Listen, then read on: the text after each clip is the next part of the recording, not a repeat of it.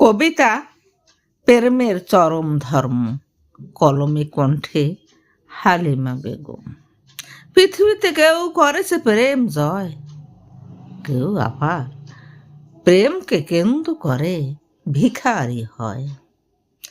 প্রেমের সৃষ্টি করে মন, যদি বা কারো হৃদয়ে করে হরণ, সে কখনো হৃদয়কে উৎফুল্ল করে, আবার কখনো ভেঙে পড়ে।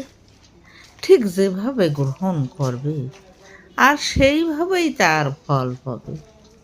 এই প্রেমের শব্দটি কারো কাছে ভালোবাসা, আর কারো কাছে আবার আশা নিরাশা। পবিত্র প্রেম অন্তরকে রাঙিয়ে দেয়, কারো বা হৃদয়ের নিংড়য় বিষণ্ণতায় ভরায়। মনকে সুউচ্চ নিম্ন করাই তার কর্ম। প্রেমের এটাই হলো চরম ধর্ম।